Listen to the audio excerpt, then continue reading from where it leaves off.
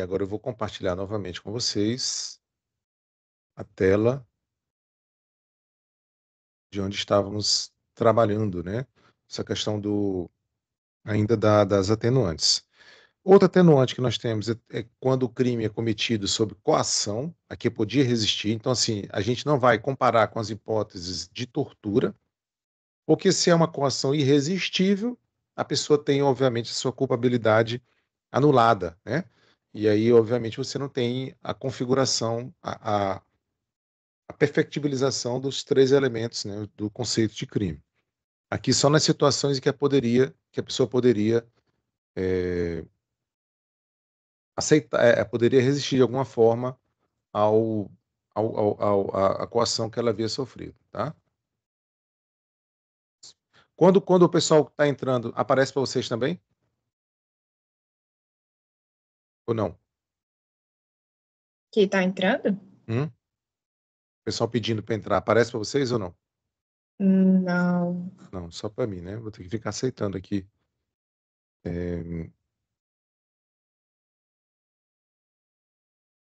Acho que é isso. Vamos lá. Aqui vocês estão vendo que eu estou mexendo para cima e para baixo, né? A tela? Ou está congelada? Tá, né? Não, tá de boa, tá de boa. De boa.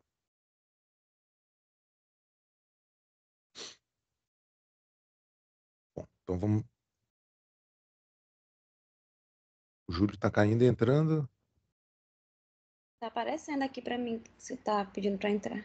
Aí vocês podem dar sim, tá bom? Por favor. Ok.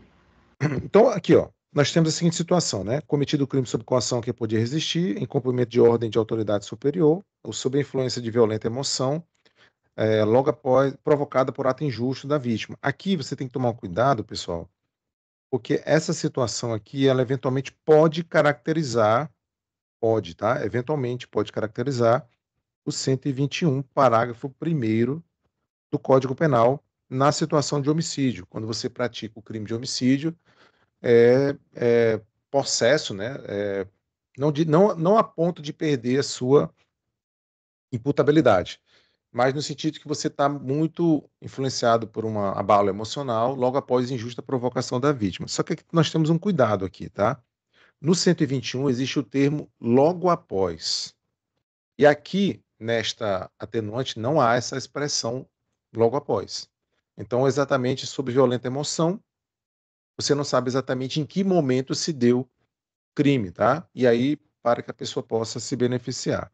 O que vocês têm que tomar cuidado é que no 121, parágrafo 1º, a lei, de alguma maneira, exige que haja uma resposta não muito distante entre a injusta provocação da vítima e a prática do homicídio. Essa exigência não é exigida aqui na atenuante. Tá? Então, são situações diferentes, só para a gente pontuar. Confessado espontaneamente perante a autoria do crime.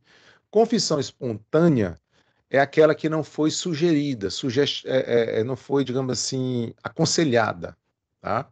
Partiu da pessoa que está sendo investigada o desejo de confessar. Então, se, por exemplo, por algum motivo você está preso, e aí a autoridade vai lá, cara, confessa, cara, delata, não sei o quê, o outro lá tá te derrubando. Aí já perdeu a espontaneidade, porque já houve um sugestionamento de fora para dentro, né?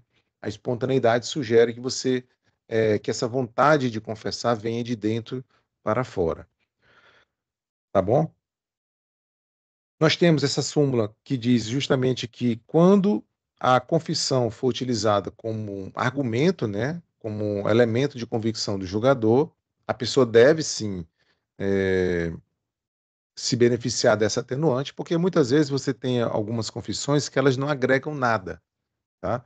Não acrescentam nada para a instrução processual, para o julgamento em si. Então, o juiz às vezes nem considera. Por exemplo, não sei se vocês já tiveram esse cuidado, já, já leram algo do tipo. Se nós tivermos, por exemplo, um réu confesso, ele pode ser absolvido num crime, porque nós não trabalhamos com a possibilidade de alguém ser condenado apenas com base na confissão dele. Nós temos que tomar cuidado, especialmente porque a confissão não é, como se dizia num passado mais autoritário ainda do que o que nós temos, a confissão não é a rainha das provas, tá? Então, assim, a gente toma cuidado com isso. Ela precisa ser o quê? Ratificada, confirmada por outros elementos de informação ou por outras provas, né? Conforme o caso, para que ela seja de fato decisiva para fins de condenação de alguém, tá bom? Então, só com a confissão você não tem legitimidade para condenar uma pessoa. Olha só o caso que eu utilizei aqui. Elisadora foi presa temporariamente em uma operação de combate ao crime organizado envolvendo empresas e empresários ligados à prática de crimes ambientais e lavagem de dinheiro. Após o fim do prazo da prisão temporária, que dura 5 dias mais 5, ou 30 mais 30, se for crime hediondo aqui parado, Elisadora seguiu privada de sua liberdade, desta feita em caráter preventivo, sendo que durante o encarceramento Elisadora ouviu de um delegado que os delatores estavam obtendo benefícios e que ela, por não ter colaborado com as autoridades, seria condenada pesadamente. Ela trocou de advogado e celebrou acordo com o Ministério Público confessando a prática do crime. Isso vai gerar esse tipo de atenuante? Não, tá? Porque não foi uma confissão espontânea. Eventualmente, sendo o caso de Elisadora integrar uma organização criminosa, ela pode auferir os benefícios ali da lei específica, tá? Mas acerca dessa atenuante genérica, não, porque a confissão dela não foi espontânea, foi motivada, de certa maneira, por uma pressão por parte da autoridade, tá? Quando o sujeito comete o crime sob a influência da multidão, em tumulto, né? Você chega numa situação, né, e tem algumas pessoas praticando um crime. Aí você vai lá naquela coisa da empolgação e vai e pratica o crime também. Então, isso é considerado um atenuante. Eu até acho que não deveria ser, né? Talvez seja até um estímulo, né, para a pessoa que vê outros cometendo o crime, ao invés de falar, não, pessoal, vamos, calma, calma, que é isso, já tá bom, tal. O cara vai lá e se soma, né, aos demais criminosos, né? Porque, na verdade, você pega uma pessoa aqui, por exemplo, aqui, né? O sujeito subtraiu uma idosa. Aí ele não consegue descer do ônibus. Começa o espancamento, espancamento, espancamento. Até que quando o cara tá só o farelo, só o mingau, quem bateu nele foi mais violento, foi mais criminoso do que o que ele estava fazendo, que é um crime de furto, né? Não tem violência ou grave ameaça à pessoa, por exemplo, né? Enfim, então esse tipo de situação mencionada na lei pode trazer algum benefício para o réu. As atenuantes inominadas são aquelas que não são previstas em lei. Então, vamos fazer um comentário rápido no caderno de vocês aqui, que é o seguinte, tá? Agravantes. Rol taxativo. Atenuantes.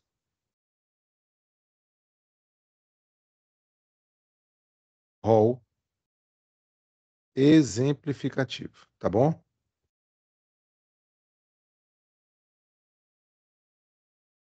É a diferença que se tem em relação a elas. Agravante, você só pode considerar agravante o que está previsto na lei, tá? Aqui nós trabalhamos com essa métrica, né, em relação ao direito penal, sempre que for um direito penal sancionador, né, que vai trazer algum tipo de complicação para o réu. Quando não for o caso, você, no caso do benefício, das atenuantes, você pode utilizar de outras situações que eventualmente o judiciário entenda que sejam pertinentes, né, que é o que diz aqui o artigo 66. A pena poderá ser ainda atenuada em razão de circunstância relevante anterior ou posterior ao crime, embora não prevista expressamente em lei. Isso vai ficar, de fato, cercado, né, pela circunstância de o juiz ter algum conhecimento de alguma situação que possa atenuar a pena daquela pessoa. Então, ou seja, vai depender muito da análise de um caso concreto, dado que você não tem uma previsão legal expressa nesse sentido, tá bom? Então, é uma possibilidade. A súmula 231, nós já trabalhamos com vocês, é justamente aquela que diz que a incidência de atenuante não pode conduzir à redução da pena abaixo do mínimo legal. O mesmo entendimento nós vamos aplicar para as hipóteses de agravantes, tá? E também nos casos da primeira fase da dosimetria, quando você está diante de do análise da pena base. Sobre a reincidência, nós também já fizemos uma análise da reincidência quando estudamos com vocês a diferença entre reincidente e atenuantes. Eu coloquei esse quadro no roteiro, que eu já encaminhei para vocês, eu não vou reforçar aqui, né? Aqui vocês vão ter que memorizar, tá bom? Quando que você vai ter uma reincidência ou não. Porque nós temos que lembrar que, em que pese o seu pouco uso, né, e o seu pouco valor democrático, nós ainda temos uma lei, perdão, um decreto-lei que foi recepcionado como lei das contravenções penais. Ou seja, se não for de fato formalmente afastado ou declarado inválido em controle de constitucionalidade difuso pelo Supremo Tribunal Federal, difuso ou até mesmo concentrado, a gente tem que considerar que a lei de contravenções penais ainda segue válida, tá? Ainda segue vigente. E aí ela trabalha com critérios diferentes do Código Penal para definir uma reincidência. Lembrando, reincidente é o sujeito que pratica um novo crime, ou seja, ele pratica um novo crime após uma decisão transitada em julgado. Tá? Quando será o caso de reincidência aqui, nos termos da tabela que eu coloquei para vocês? Sujeito pratica uma contravenção praticada no Brasil e depois ele comete uma nova contravenção. Aí você vai ter uma reincidência. Contravenção praticada no exterior e depois o sujeito pratica uma nova contravenção.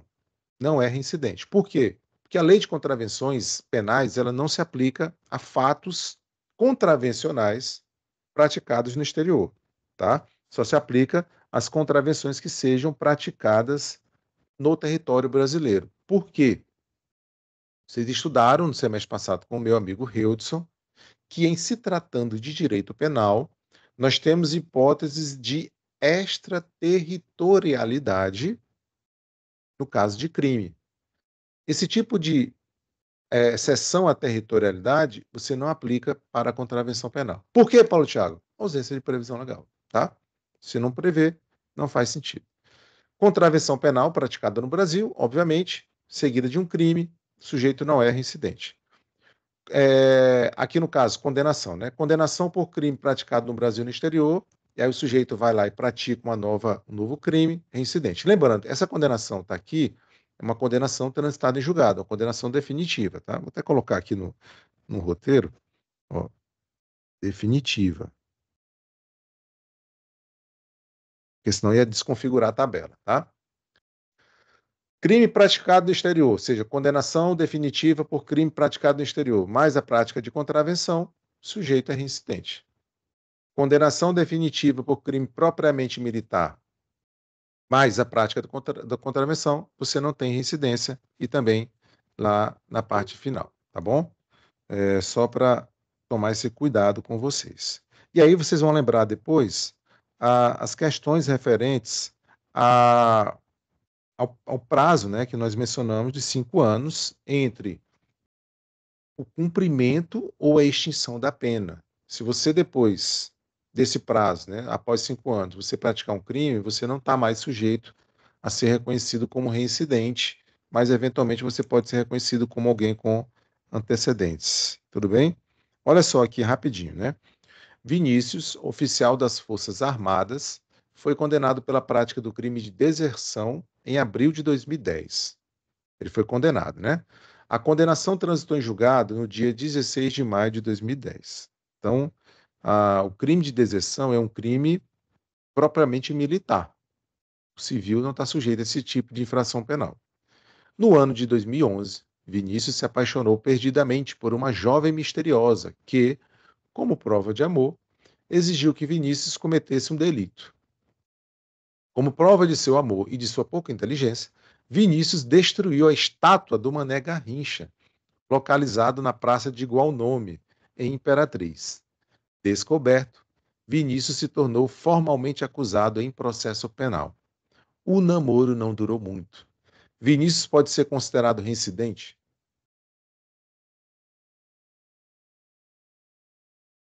Tá? Vamos só fazer aqui uma abordagem. O que aconteceu com o nosso amigo Vinícius, né? Os nossos amigos Vinícius, nós temos Vinícius de manhã, nós temos 2 Vinícius de manhã, e se não me engano, nós temos 2 à noite também, tá? O Vinícius cometeu um crime propriamente militar, porque só está sujeito propriamente só está previsto no Código Penal Militar, né? Que é o crime de deserção. Esse crime teve uma condenação transitada em julgado, segundo o nosso exemplo aqui, no dia 16 de maio de 2010.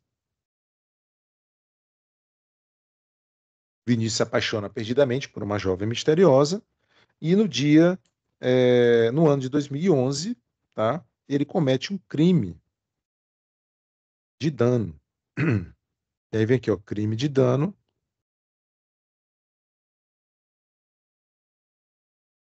qualificado. Não sei se vocês sabem, mas aquela estátua lá do Mané Garrincha, ela é patrimônio, ela integra o patrimônio público. Então, nós utilizamos a situação mais qualificada de dano, né? Crime de dano qualificado, se não me falha a memória, é o artigo 163, parágrafo único, tá? Depois a gente pode confirmar lá. E aí, ele comete esse crime em 2011. Portanto, após o trânsito em julgado. A pergunta é: ele pode ser considerado reincidente? Tá? Vamos aqui voltar ao tipo penal que trata do crime de reincidência. Olha só, verifica-se a reincidência quando o agente comete novo crime, depois de transitar em julgado a sentença que, no país ou no estrangeiro, o tenha condenado por crime anterior. Artigo 64. Para efeito de reincidência, tá? Vamos analisar. Não se considera, não prevalece a condenação anterior se entre a data do cumprimento ou da extinção da pena e a infração posterior tiver decorrido o período de 5 anos, computado o período de prova, etc. E tal. É o caso? Não é o caso. Então, artigo 64, inciso 1º, não nos interessa aqui. Artigo 64, inciso 2º. Para efeito de reincidência, 2 pontos. Não se consideram os crimes militares próprios e políticos, tá? E o crime de deserção é justamente esse tipo de infração penal que a gente não vai considerar aqui, porque é um crime propriamente militar. Tá bom, gente? Só fiquem atentos, né, a essas situações. Sempre que vocês forem, eventualmente, vamos imaginar, caiu na prova, algo do tipo. O que é que vocês fazem? Vamos fazer uma linha do tempo, ó, condenação transitada de julgado, data tal, quando que o novo crime foi praticado, aí bota tal, que tipo de crime são esses? Aí você vai especificando, vai delimitando para evitar o erro, né? Elisandra praticou 5 crimes nos meses de maio, junho, setembro, agosto e outubro do ano de 2020.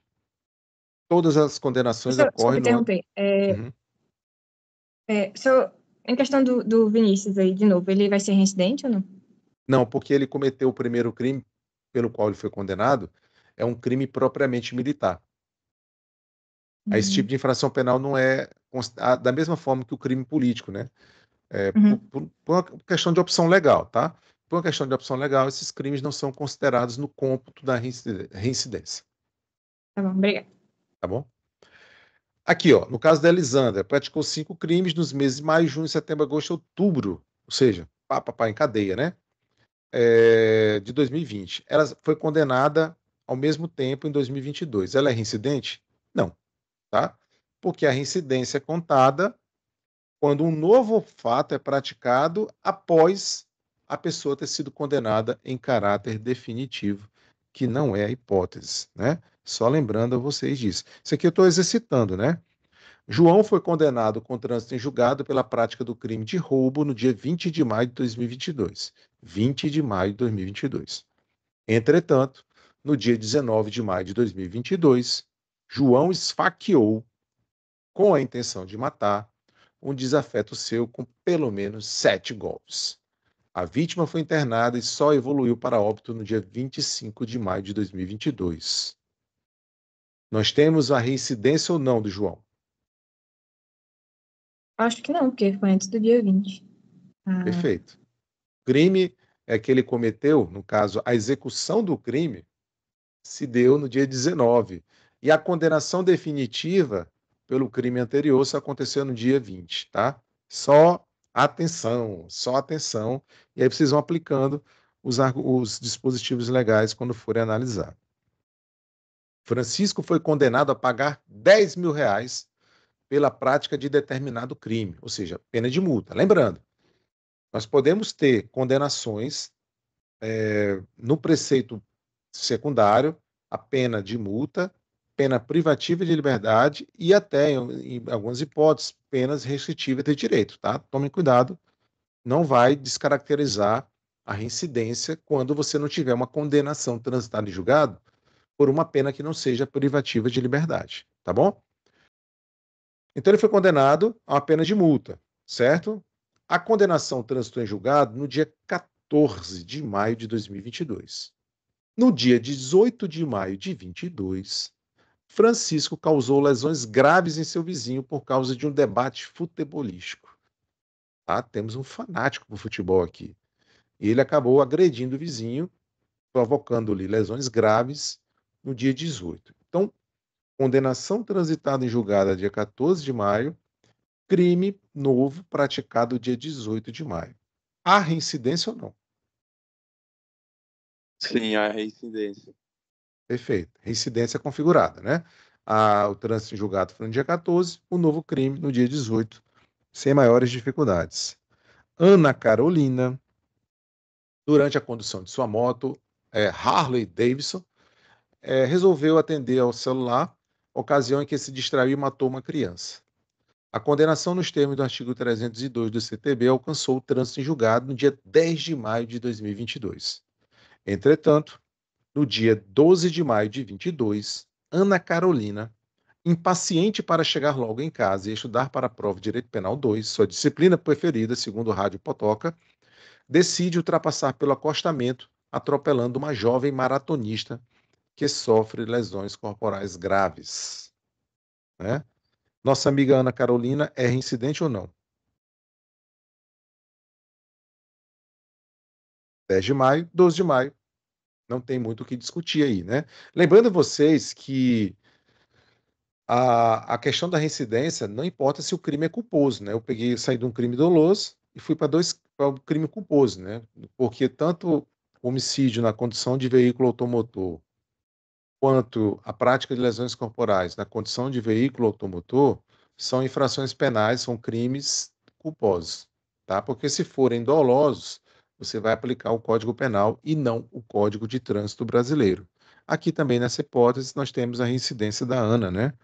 Afinal de contas, você quando ultrapassa no acostamento, em regra você está diante de uma imprudência, né? E aí você, se eventualmente praticar qualquer resultado, você vai responder por ele a título culposo. Está ali a previsão legal do CTB sobre as infrações em si. Tá bom? Eu vou fazer o seguinte: tem mais um roteiro para abrir para vocês, ele é mais curto, tá? Que seria esse aqui. Certo? A gente já emenda ou eu corto agora a reunião e começo outra? Emenda, né? Pode arrochar. Ei, professor, o senhor mandou isso aí, mandou? Vou mandar agora. Tá bom.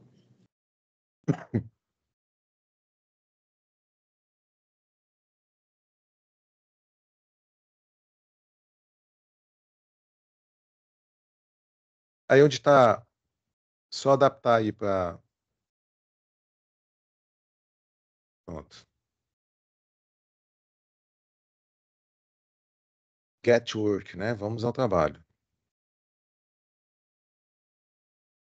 Opa, mandei tudo para a mesma turma, que legal.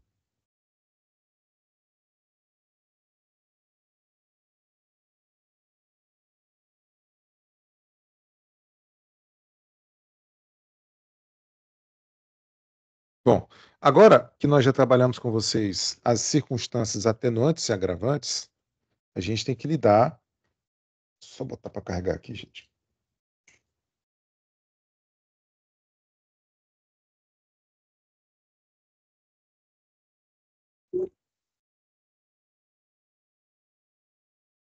Eu tô meio bagunçado aqui. Peraí. Carregador do tablet.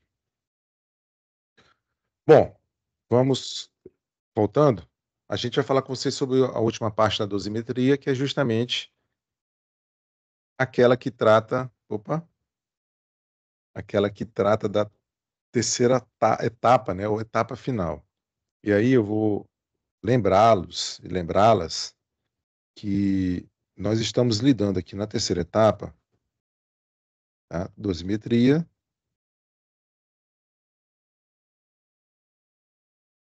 e nós temos uma, duas, três. Na terceira etapa, a gente vai chegar à pena final. Esta pena final vai levar em consideração causas que podem ser de aumento ou de diminuição ou redução, tá? As causas de aumento, elas podem estar na parte geral ou na parte especial do Código Penal. As causas de diminuição também, tá bom? Na parte geral ou na parte especial. Um exemplo de causa de diminuição que esteja na parte especial, a tentativa. Em regra, nós distinguimos a pena, a quantidade, né, de pena, quando você está diante de um crime doloso, perdão, de um crime culposo, perdão, de um crime consumado para um crime tentado. Por questões óbvias, a pena do crime consumado tem que ser maior do que a pena do crime tentado, que o resultado não foi alcançado por questões que fugiram do alcance, do domínio do próprio acusado, do próprio condenado. Então, lá no artigo 14 do Código Penal, você tem um redutor de pena diante das situações de crime tentado. Lembrando, algumas infrações penais punem a tentativa com o mesmo peso, com o mesmo valor dos crimes consumados, tá? Que é o que nós chamamos de crime de atentado.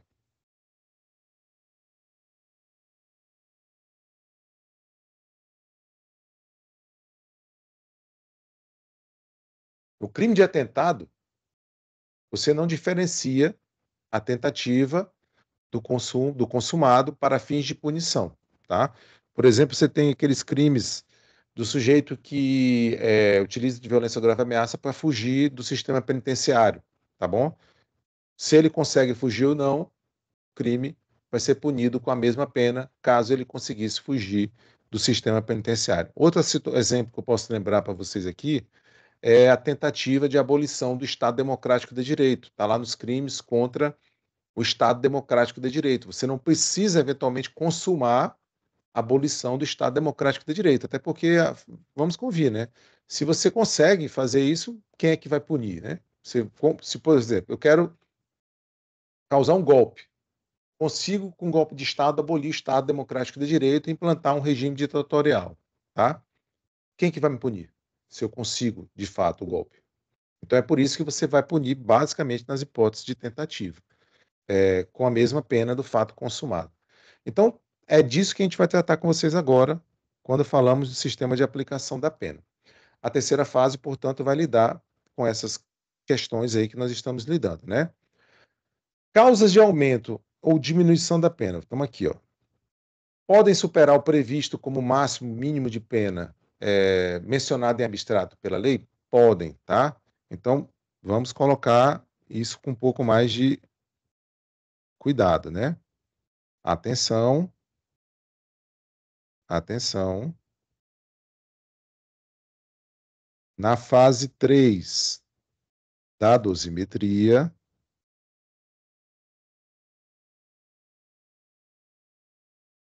pode-se aplicar pena aquém do mínimo legal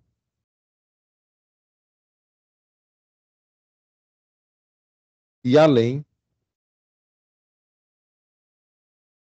do máximo legal. Tá? Lembrando, furto simples, pena de 1 a 4 anos. Se você tem, por exemplo, causas de diminuição de pena em abundância, ou até mesmo que tenham a depender da quantidade, né, mencionada, você pode muito bem fixar a pena em 7 meses. Se você tem uma causa de aumento que, dentro daquele contexto que você está fazendo o cálculo, ela eleve a pena para 4 anos e 5 meses, tudo bem. 6 anos, 5 anos, tudo bem. Tá? Aqui você não está sujeito à súmula 231. Outra coisa que eu quero que vocês lembrem é que causa de aumento e causa de diminuição, eles têm valor matemático, tá bom? Eles geralmente estão expressos em frações, eles estão expressos em até o dobro, até o triplo, tá? Eu vou trazer um exemplo para vocês de uma causa de aumento de pena geral, tá? Que é aquela que nós estudamos, que vocês amam, os concursos de crimes, tá bom? Olha só. Quando o agente, mediante uma só ação ou omissão, pratica 2 ou mais crimes, idênticos ou não, aplica-se-lhe a mais grave das penas cabíveis, ou, se iguais, somente uma delas, mas aumentada em qualquer caso de 1/6 até metade. Tá? Olha aqui a diferença. De 1/6 até metade, que é justamente para que você tenha aí esse acréscimo, né? E aí percebam que a própria redação do dispositivo, ele vai facilitar o nosso trabalho, porque geralmente ele vem, ó, aumentada, reduz, diminui-se, tá? Aumenta-se, tudo bem? Então, o dispositivo legal ele vai facilitar a nossa atividade, né, de identificação de uma causa de aumento ou de uma causa de diminuição de pena, conforme a hipótese que nós estivermos tratando, tá bom? Disse o crime tentado, aqui, ó, o exemplo oposto. Aqui é uma causa de diminuição da parte geral. Disse o crime tentado, quando iniciada a execução, não se consuma por circunstâncias alheias à vontade do agente. E aí você tem salvo disposição em contrário, né, que foi aquela situação que eu mencionei para vocês, pune-se a tentativa com a pena correspondente ao crime consumado. E aí vem o quê? Diminuída de 1 a 2/3. Em que momento da dosimetria eu vou aplicar essa diminuição? Na terceira fase. Porque isso é uma causa geral de diminuição de pena. Todos os crimes que admitirem tentativa vão estar sujeitos a essa previsão legal, tá? Aqui eu esqueci de colocar, aqui é o artigo 14 do CP, tá bom? Todos os crimes que admitirem tentativa vão se sujeitar a esse dispositivo legal, com exceção daquelas situações que eu mencionei para vocês, em que tentativa e crime consumado são punidos com a mesma quantidade de pena. Tudo bem até aqui? Vamos evoluir um pouquinho, tá? Circunstâncias legais ou específicas, nós temos as qualificadoras, as causas de aumento e de diminuição, tá bom? Vamos só fazer uma explanação aqui, ó. Homicídio simples, pena, matar, crime, conduta, né? Vamos lá.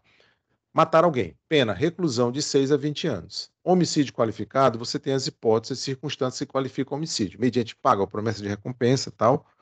Aí vem aqui, ó, por outro motivo, eu coloquei todas aqui para vocês, né? E aí nós vamos aqui para o final, que eu quero justamente mostrar. Pena, reclusão de 12 a 30 anos. Essa é a mudança que nós vamos ter em relação a uma figura simples e uma figura qualificada. Eu vou abrir aqui uma janela e vou colocar, tá? Só para a gente entender. No homicídio simples, você tem o mínimo, a pena mínima e a pena máxima da seguinte forma: 6 a 20 anos. Quando você vai para o homicídio qualificado, a coisa fica mais complexa, né? Porque você vai ter uma mínima, uma máxima de outra ordem, tá? Só voltar aqui, que eu sempre esqueço. 12 a 30. Percebam que da mínima da simples, né, do homicídio simples, para a mínima do homicídio qualificado, você tem o dobro. Tá? Ou seja, muda bastante o tratamento penal que você vai dar. Aqui você tem o 121, parágrafo 2º do Código Penal, enquanto que aqui acima você tem o 121, caput. Latim não tem acento. Aí vocês podem perguntar, Paulo, você quer chegar aonde? Eu quero chegar ao seguinte, que a depender da presença ou não de uma circunstância, você vai iniciar a dosimetria com 6 a 20, ou você vai iniciar a dosimetria com 12 a 30. E aí muda basicamente tudo, né? Porque você vai ter uma pena base que vai iniciar de 12, ou uma pena base que vai iniciar de 6. Tem diferença ou não tem? Muita diferença. Tá? Você pode ter uma pena elevada ou não, conforme o caso que você estiver enfrentando aí, tá bom? Como diferenciar uma qualificadora de uma causa especial de aumento de pena? Vocês sabem a diferença já depois disso que eu acabei de mostrar? Alguém se arrisca? Olha a pergunta aqui, ó. Como diferenciar uma qualificadora de uma causa especial de aumento de pena?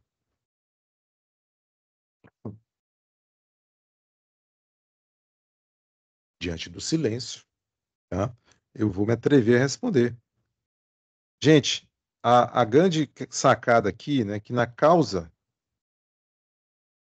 de aumento, tá? Na causa de aumento, não se altera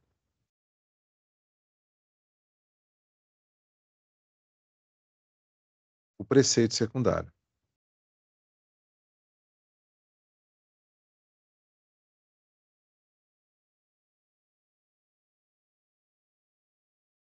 Tá? Então, se, por exemplo, você já fez o reconhecimento de uma qualificadora, por exemplo, no caso do homicídio, qualificadora do motivo torpe, a pena não será mais de 6 a 20, mas sim de 12 a 30. Aí você vai fazer todo aquele processo de dosimetria.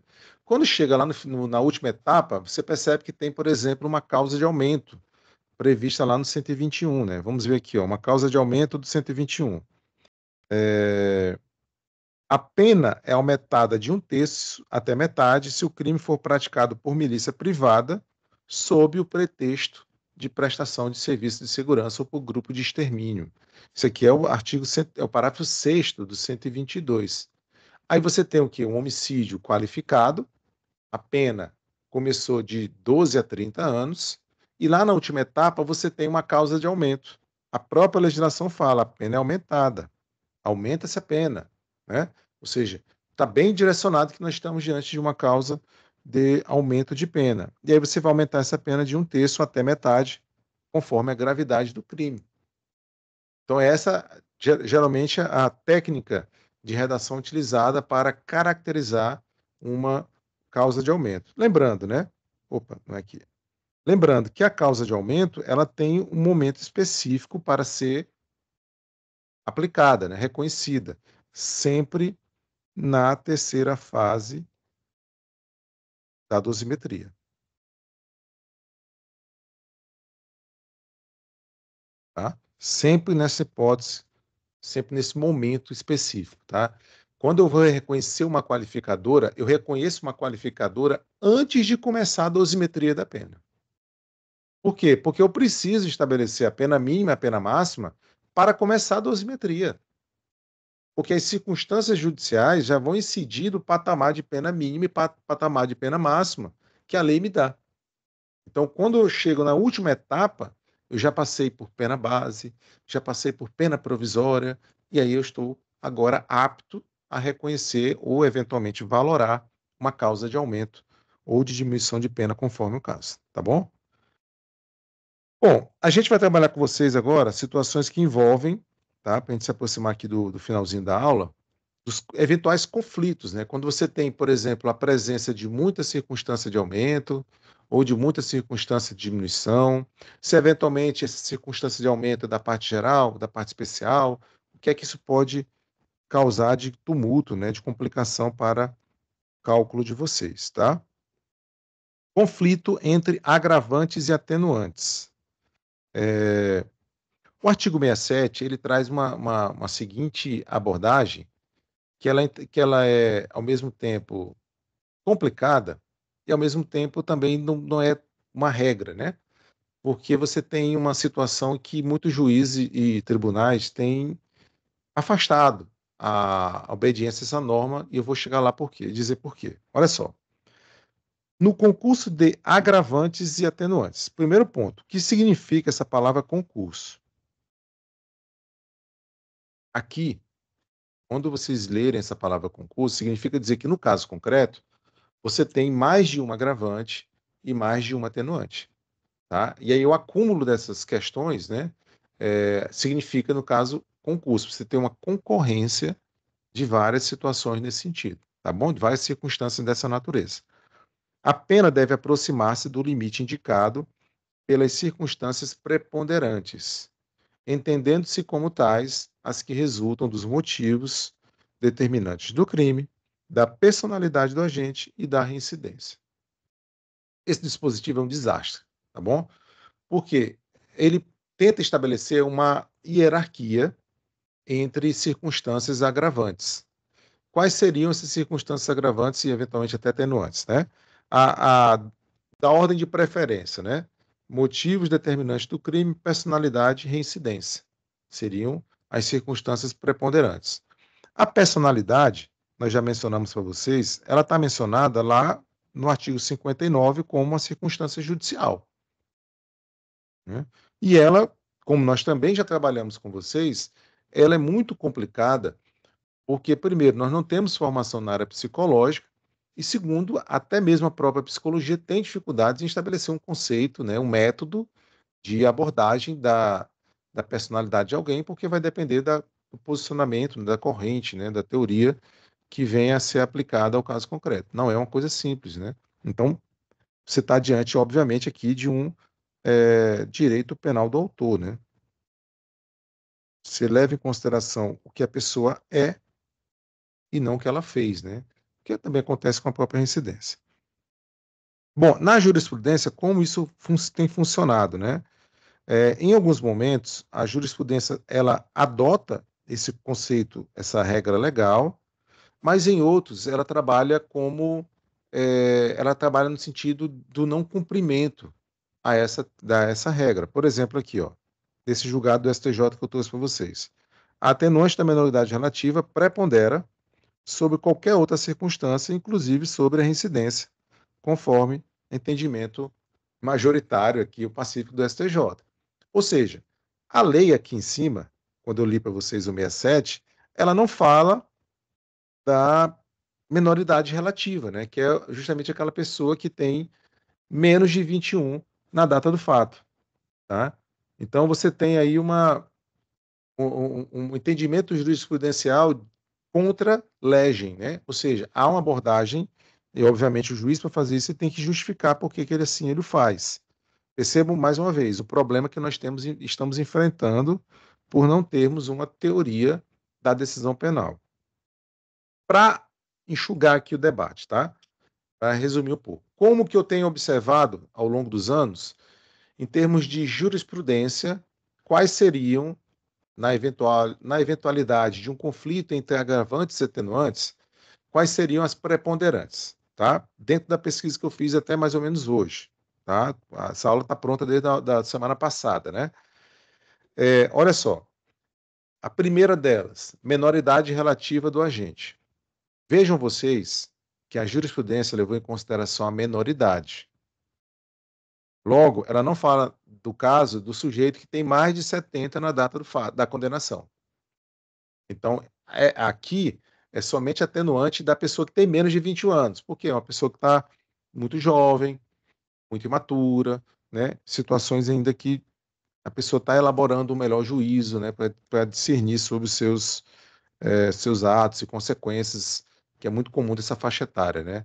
Eu não sei vocês, mas talvez a gente já tenha feito algumas coisas que hoje você possa questionar, né? Tantos anos depois, vocês não vão passar por isso, vocês nem têm 21 anos ainda. Mas quando tiverem, né, lá com a minha faixa etária, dos quarentões e tal, vocês podem, poxa, por que eu fiz aquilo, né? Enfim. Segundo, motivos do crime. Terceiro, personalidade do agente. Quarto, reincidência. Quinto, qualquer circunstância de natureza subjetiva. O que significa isso? Ligado à pessoa, né?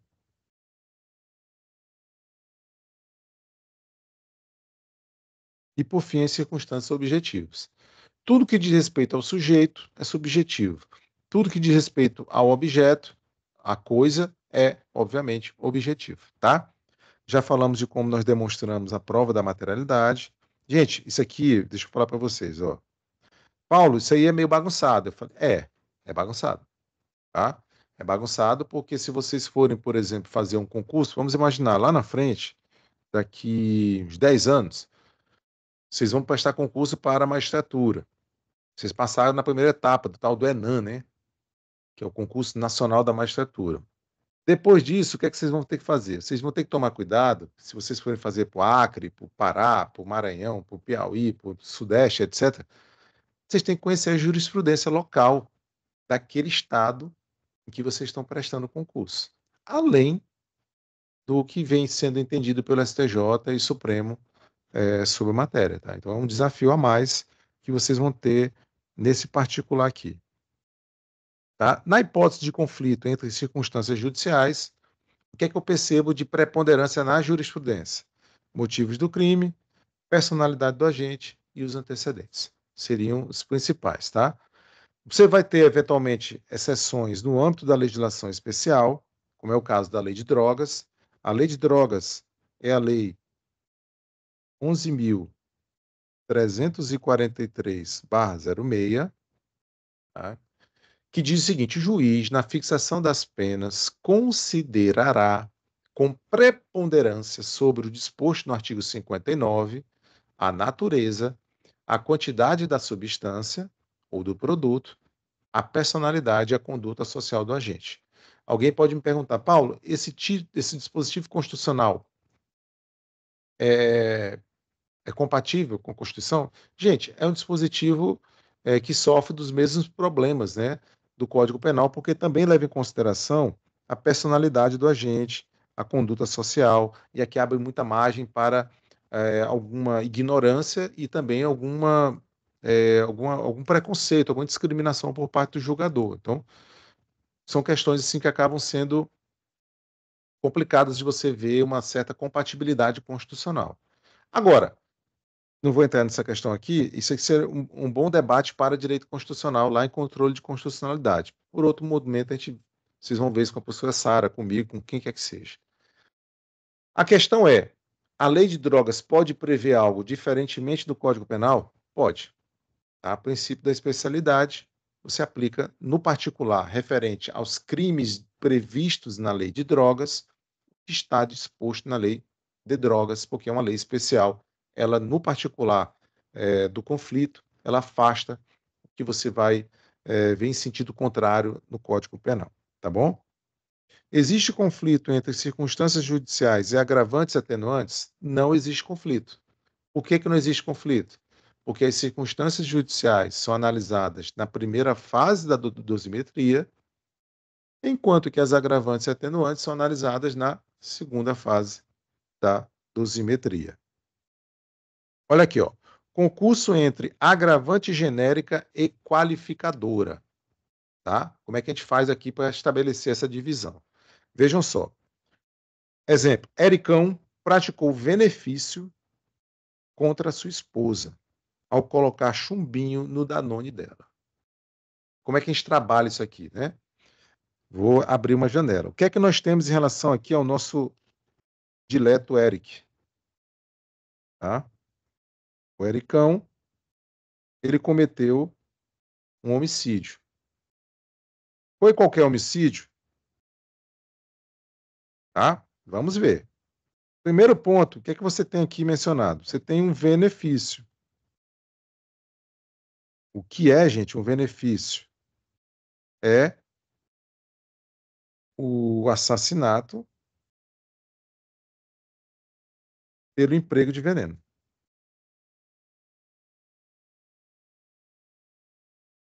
Ele envenenou a vítima, tá? Ele envenenou a vítima. Segundo, você tem a situação da violência doméstica, que no caso caracteriza o quê? O feminicídio. O feminicídio, ele qualifica o homicídio. Então, se você tem o feminicídio e você tem também o benefício, obviamente que eu estou falando de um homicídio qualificado.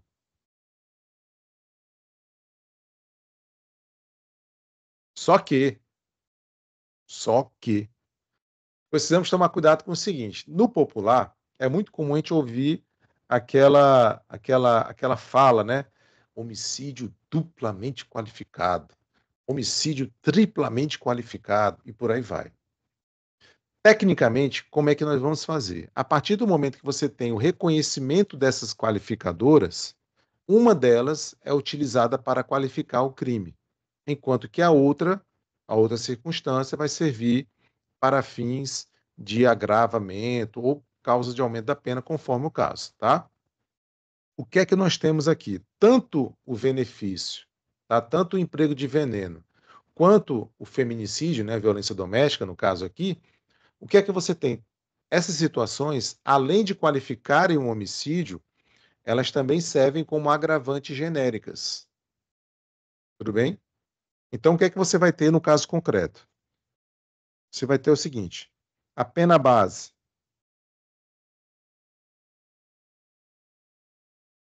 vai começar de 12 a 30 anos, porque nós estamos diante de um homicídio qualificado. A pena provisória vai levar em consideração uma dessas qualificadoras. Por quê? Aqui, por exemplo, vocês podem utilizar a qualificadora do feminicídio e aqui você utiliza a agravante do veneno. Tá? Por quê? Eu não posso, por exemplo, nesta situação que eu estou trabalhando com vocês, eu não posso colocar a pena, por exemplo, homicídio duplamente qualificado. Qual é a pena do homicídio qualificado? 12 a 30. Mas eu tenho mais um qualificador, então eu vou botar 24 a 60. Não pode. Tá? Isso não tem previsão legal. A pena base vai começar de 12 a 30 e a outra qualificadora vai ser analisada como uma agravante genérica, que no caso é a agravante do veneno. Certo? É assim que a gente vai distribuir essas circunstâncias conforme o caso.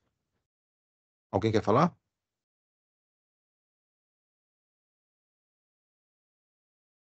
Sim, há um conflito entre circunstância, quer dizer, agravante, atenuante e a majorante e a minorante? Se tiver, qual que eu pego de preferência? Bom, aí no caso, se você tiver o conflito, Luísa, haverá se, por exemplo, tiver somente um, né? E aí, obviamente, prevalece a qualificadora, tá? Porque ela altera o patamar de pena máxima e pena mínima. Então, ela vai prevalecer se você eventualmente só tiver uma. Se você tem mais de uma, elas precisam ser reconhecidas, né, no caso concreto. Então, o júri votou que nós temos mais de uma qualificadora. Uma delas vai ser utilizada para qualificar o crime, ou seja, a pena máxima vai ser aumentada, e a outra vai ser utilizada em havendo previsão legal como agravante. Tá? E aí você vai destacando conforme a etapa da dosimetria que você estiver diante, e também conforme o que é a previsão legal. Porque é possível, vamos imaginar, que um crime preveja uma circunstância qualificadora que não seja, por exemplo, agravante genérica. Tá? Então você não pode, como eu coloquei agora há pouco, você não pode utilizar do rol das agravantes como se fosse exemplificativo. Ele é um rol taxativo. Então, para que você possa fazer essa distinção que nem eu fiz aqui, essa distribuição que nem eu fiz aqui, a agravante também deve estar, a qualificadora também deve ter o quê? Uma previsão como se a agravante genérica fosse. certo? Aí você reconhece uma situação para agravar, para qualificar, e a outra depois para agravar a pena, né? Que é a orientação, inclusive, que os tribunais têm dado nesse sentido aqui que eu coloquei para vocês, ó. Olha só, ao figurar ambas as qualificadoras do homicídio também no rol do artigo 61 do Código Penal, ou seja, as qualificadoras do caso concreto de homicídio estavam previstas no 121 e também estavam previstas no artigo 61. A primeira qualificará o tipo e a segunda servirá como agravante genérica, não implicando em bis e idem, tá? Uma forma de você considerar as circunstâncias presentes no caso em cada etapa específica. Então, você não tem como falar em ilegalidade ou inconstitucionalidade nesse caso. Tá bom? Concurso entre causas de aumento da pena da parte geral e causas de aumento de pena da parte especial. Aqui, eu vou fazer rapidinho aqui um detalhe. Deixa eu ver se o Código Penal está aberto. Está aberto. Voltando aqui. O chat tem. Agora que eu estou vendo. Tá. Tá. Eu vou compartilhar com vocês, agradecer as 10 guerreiros e guerreiras que estão me acompanhando. Código Penal, tá? A gente vai bem aqui para o artigo 67.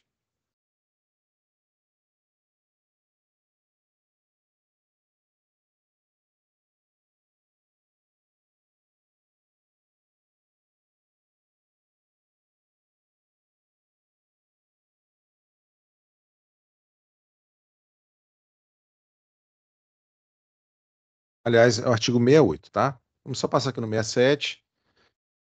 O artigo 67 se aplica às circunstâncias agravantes e atenuantes. Depois você vem para o 68. O 68 estabelece a ordem de como se dá a dosimetria, primeiro a pena base, depois os agravantes e atenuantes, e por fim, a gente analisa as causas de aumento e de diminuição. No parágrafo único, veja o seguinte, ó, no concurso de causas de aumento ou de diminuição previstas na parte especial, pode, marcar de vermelho aqui, ó, pode o juiz limitar-se a um só aumento ou a uma só diminuição, prevalecendo, todavia, a causa que mais aumente ou diminua. Mais uma redação legal que não nos favorece muito. Por quê? Quando você vê esse termo pode, muitos doutrinadores, inclusive integrantes do Poder Judiciário, têm interpretado que se trata de uma faculdade judicial, por parte do exercício do Poder Jurisdicional. Enquanto que há quem defenda que seria um direito subjetivo do acusado. Né? Porque se você tem várias causas de aumento previstas na parte especial, e você diz que o juiz deve pegar uma, ainda que seja que mais aumente, e aplicá-la, você deixa de aplicar todas. Se você deixa de aplicar todas para aplicar somente uma, você tem, obviamente, um tratamento mais benéfico para o réu. Enfim, há um debate no sentido de que esse dispositivo legal ele pode ser afastado no caso concreto. E aí, por exemplo, se você tiver 3 causas de aumento previstas na parte especial, que o juiz pode justificar a aplicação das 3 causas de aumento de forma cumulativa, tá bom? Enfim, é um problema que nós temos ainda em relação a essa questão de não termos uma determinação legal prévia à dosimetria e acaba que você tem, obviamente, esse tipo de questão de muita margem decisória, né, para cada integrante do Poder Judiciário. Logo, onde eu quero chegar? Aqui nós estamos falando da parte especial, né? O problema todo é quando você está diante de causa de aumento da parte geral. Então vamos abrir aqui uma janela, né? Vamos aqui, ó. Concurso de causas de aumento. Primeiro. Botar aqui, ó, várias causas de aumento da parte geral. Por ausência de previsão legal, o que é que você vai fazer? Você vai aplicar todas de forma cumulativa.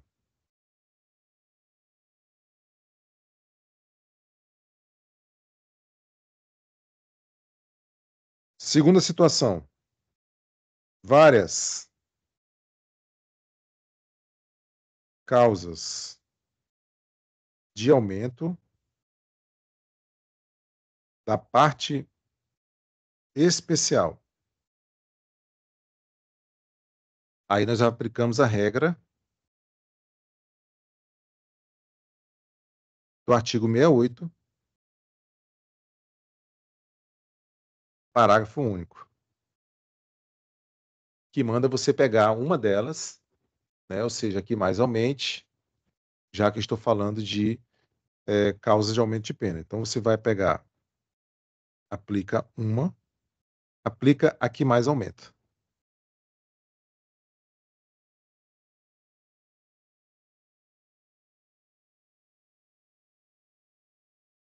Lembrando, esse dispositivo vem sendo tratado de forma a configurar uma faculdade por parte do integrante do Poder Judiciário. Tá? Ele não é obrigado a aplicar o artigo 68, parágrafo único.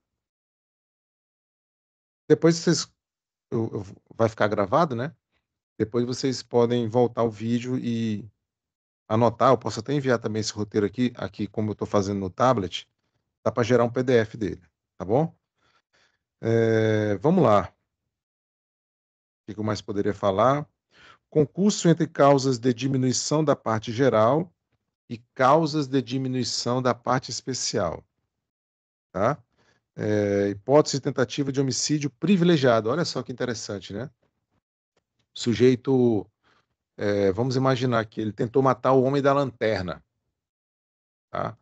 E aí, o que acontece? Ele dispara o revólver, atinge apenas o homem da lanterna de raspão e não consegue matá-lo, por falta de habilidade com manuseio de armas. Como é que você vai fazer para lidar com essa situação, né? A pena base, por exemplo, ela vai levar em consideração uma... Olha só como é que a gente vai fazer isso aqui, né? Deixa eu botar aqui para vocês. Pena base. Ela vai levar... Aqui, artigo 59, né? Leve em consideração a mínima de 6 e a máxima de 20. Então, eu vou começar daí para calcular a pena base. Na pena intermediária, eu não mencionei nessa situação do sujeito da lanterna nenhuma agravante ou atenuante. Se tiver, a gente vai e aplica. Na pena definitiva, que é o que nos interessa, nós temos duas causas de diminuição, né? Uma do privilégio, que é justamente você cometer o crime por relevante valor social, e a outra, a de tentativa. Tá?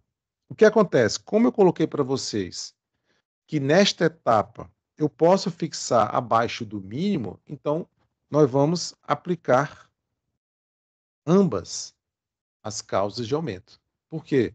Uma está prevista na parte especial do Código Penal, especificamente para o homicídio, que é o homicídio privilegiado, e a outra está prevista na parte geral do Código Penal, ou seja, para todo e qualquer crime, desde que não tenha nenhum tipo de incompatibilidade em termos de previsão legal. Tá bom? Então você vai aplicar as duas desse jeito, dessa forma, somando. Outra coisa, como é que a gente faz, por exemplo, se for uma causa especial de aumento e uma causa especial, uma causa geral de aumento de pena? A mesma lógica, né? Você vai aplicar ambas. Então você diminui conforme o quantitativo previsto para, aqui no caso da tentativa, né? Você vai primeiro diminuir do privilégio e depois você diminui da tentativa e aí alcança matematicamente a pena que estiver prevista conforme a quantidade, né, de reduções que você venha a fazer.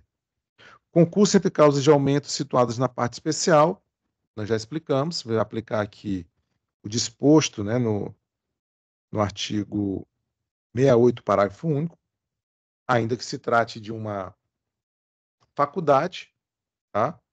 Em todo caso, eu vou lembrar vocês que é possível aplicar todas, tá?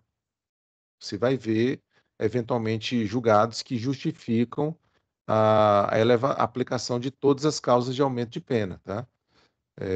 Não é, digamos assim, digamos assim, um absurdo vocês encontrarem na jurisprudência julgados que admitem que esse dispositivo não impõe, por exemplo, não impõe, digamos assim, uma obrigatoriedade ao legislador. Olha só, Capirótico matou a sua esposa, deficiente visual, que é idosa, tem 62 anos, na presença dos filhos do casal. Tá?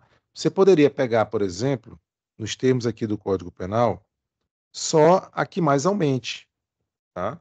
Ou você pode aplicar somar todas, já que você tem essa divergência nesse sentido. Olha só, a pena do feminicídio é aumentada até metade, ou seja, é um baita aumento, é aplicada até metade se o crime for praticado contra a pessoa maior de 60 anos. É o caso? É, tá? A vítima tem 62. Com deficiência, é o caso? É.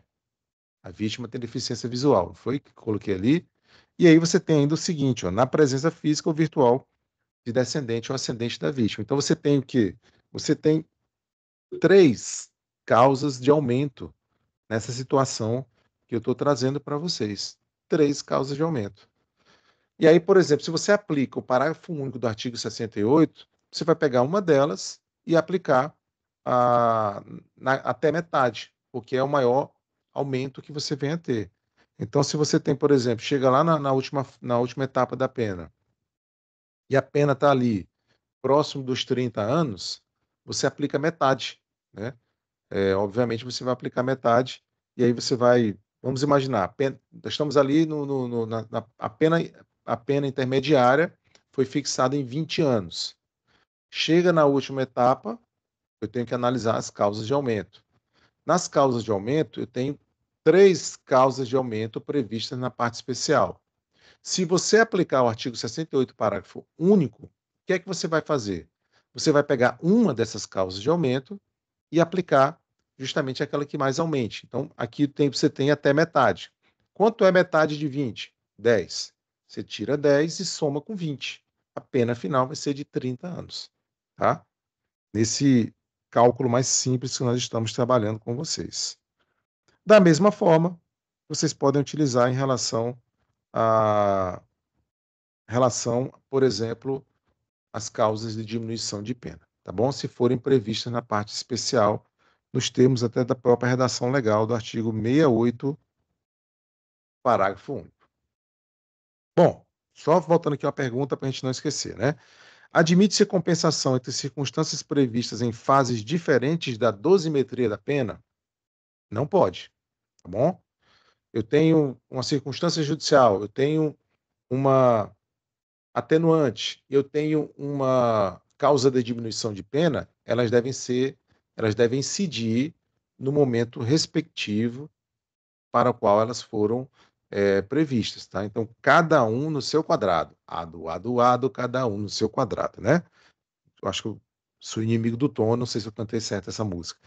Denis, então, com 20 anos de idade, e se aproveitando do relaxamento natural da vítima Camila, por conta do repouso noturno, furta o perigoso pincher de estimação dela, né, da vítima. Denunciado, Denis é condenado pelo crime de furto, sendo que, na dosimetria da pena, a magistrada Glória optou pela compensação entre a menoridade relativa e a causa de aumento referente ao repouso noturno. Glória pegou uma circunstância atenuante, menoridade relativa, e compensou com uma causa de aumento de pena especial. Pode isso, Amanda? A Amanda não está presente, mas obviamente que não pode. A nossa amiga Glória vacilou aí no ato, né? Porque ela pegou circunstâncias que devem incidir em etapas diferentes do cálculo da pena. Uma é uma agravante, perdão, uma é uma atenuante da menoridade relativa, e a outra é uma causa de aumento do repouso noturno no crime de furto. Portanto, você não fala em compensação aí nesse tipo de situação. tá? Aqui, ó, vamos imaginar. Se o magistrado Ramon, diante do concurso de mais de uma causa de aumento de pena, aplicar somente uma delas na terceira fase da dosimetria, as outras que sobraram, né, que ele não aplicou, devem ser descartadas, né, devem ser ignoradas. Olha, isso não é um tema muito simples, né? Quando você tem, por exemplo, muitas causas de aumento, você pega uma delas, eleva ao máximo que for permitido pela lei, né, nos termos do artigo 68, parágrafo único, e aí a pergunta que se faz é o que é que eu faço com as demais? Eu simplesmente jogo fora, eu simplesmente ignoro ou justifico que, por exemplo, elas não devem ser consideradas, etc e tal, né? Bom, vocês vão ver, mais uma vez, esse julgado aqui ele é muito didático em relação a isso, tá? Mas eu quero que tenha um certo cuidado, né? Porque, por exemplo, nesse julgamento do STJ, o STJ determinou que as circunstâncias que aumentam a pena da parte especial que forem tiverem sido sobradas, né, que não foram somadas à pena do sujeito, você pode utilizá-las em outras etapas da dosimetria. Eu não acho isso muito correto, né? Eu não acho que seja um debate muito, um juízo muito legal de se fazer. Tá? Afinal de contas, você está pegando circunstância, uma causa de aumento de pena e utilizando em outras etapas, né? Obviamente, isso vai gerar um certo desequilíbrio na dosimetria, especialmente porque você está aplicando o artigo 68. O artigo 68, parágrafo único, manda você pegar uma das causas de aumento especial ou uma das causas de aumento especial, dentre as mais de uma existentes, e aplicar aquela que mais aumente, tá? Quando for algo diferente nesse sentido, né? Ou seja, a própria lei está dando essa orientação. Então, assim, se você opta por essa determinação legal, você obviamente tem que descartar as demais causas de aumento ou demais causas de diminuição de pena. Não fazer uma distribuição, né, como se fosse assim, algo que você possa levar para qualquer fase, de qualquer forma. Tá? Isso seria uma bagunça, então. Né? Mas, enfim, há esse julgado que vem admitindo isso. Em todo caso, é um tema que suscita debates, né? E algumas discussões. Considerando que nós já terminamos aqui a matéria dosimetria, eu quero saber se vocês teriam alguma colocação a fazer, alguma dúvida, crítica. Nós fechamos aqui esse encontro de hoje, né? Que eu estava devendo para vocês por conta do todo esse processo de adoecimento, de tudo que se somou aí nesse período que nós tivemos, né? O pessoal da mãe ainda teve júri no dia da aula, enfim. Professor, voltando a dessa questão aqui, ó, Capirauti matou sua esposa, deficiente visual, etc., que é idosa, teve mais de uma majorante. O senhor poderia explicar de novo de como é feito esse cálculo em si? Tipo, pega só uma majorante ou é mais? Ótimo. Deixa eu voltar aqui para compartilhamento, né?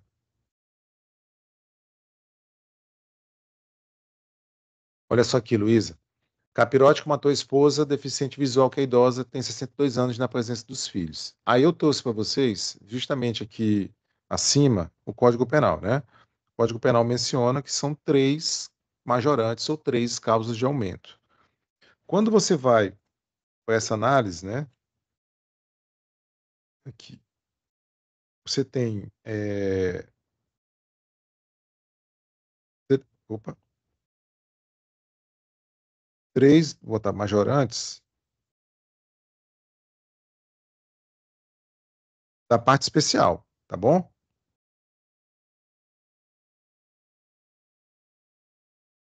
que é que nós temos em termos de previsão legal?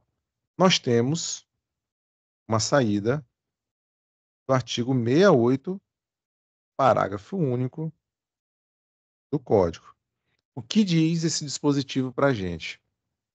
Ele diz que, na hipótese de você ter, num caso concreto, mais de uma causa de aumento ou majorante da parte especial, ou mais de uma minorante ou causa de diminuição da parte especial, que você pegue uma delas, tá? Sempre a que mais aumentar, no caso aqui que nós estamos tratando. Sempre a que mais aumentar. Por que que eles determinam isso, né? Para que haja, assim, para que não seja muito benéfico para o acusado. Então, é possível, vamos imaginar, você esteja diante de um dispositivo que ele tem, por exemplo, 121, parágrafo 3º, causa de aumento que manda duplicar a pena. 121, parágrafo 4º, uma causa de aumento que manda aumentar a pena de 1/6. 121, parágrafo 5º, uma causa de aumento que mande aumentar a pena de metade. Aí qual vai ser o trabalho que você vai ter? Se você tiver as três presentes na mesma hipótese, você vai pegar aquela que mais aumente. Nesse caso particular, o que é que nós temos? Todas elas elevam a pena da mesma forma, de 1/3 até metade. Então, tanto faz. Você pode pegar uma dessas circunstâncias aí majorantes e aplicar justamente na metade.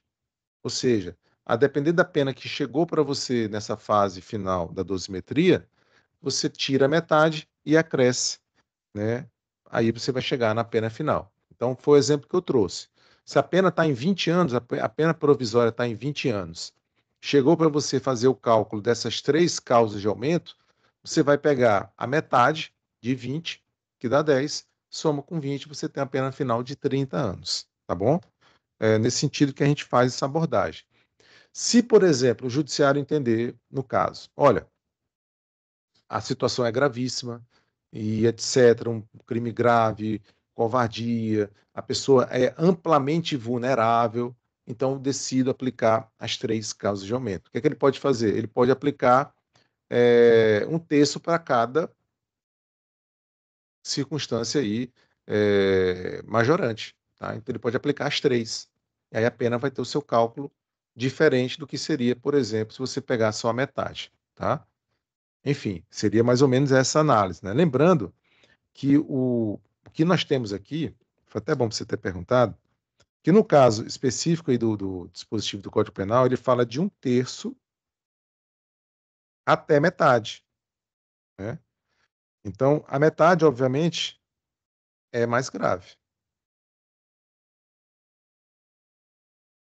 Aí você poderia, no caso, né, aplicar 1/3, aplicar 1/3. E aí faria um cálculo dessa pena aí, ou seja, ia ter mais trabalho do que aplicar logo um aumento só de metade, né?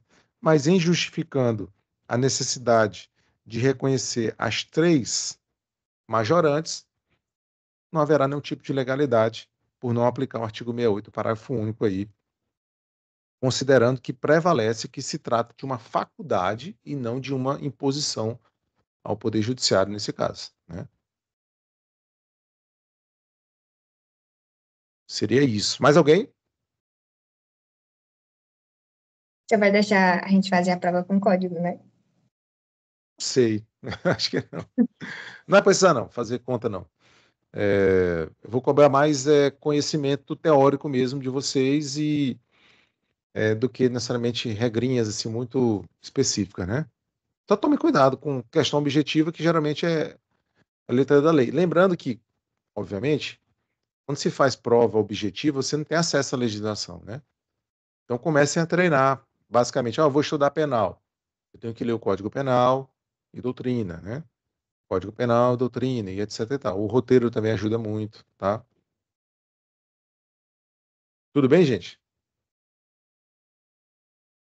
Missão cumprida? Tranquilo. Obrigada, professor. Eu que agradeço. Praticamente só a turma da manhã e o IEL aqui representando os colegas da noite. Então, um abraço especial para Luísa, Giovana, Andresa, Flávia, Vinícius, Kaelen, Glória, João, Iel, o Júlio entrou antes, todo mundo que entrou antes e por algum motivo teve que sair. Pode falar, Flávia. Ah, não, foi sem querer. Valeu, gente. Vai ficar gravado aqui e depois eu vou carregar os outros vídeos que eu gravei no Zoom para todo mundo assistir. Bom fim de semana, tá? Tchau, professor. Obrigada. Tá, professor, obrigada. Eu também.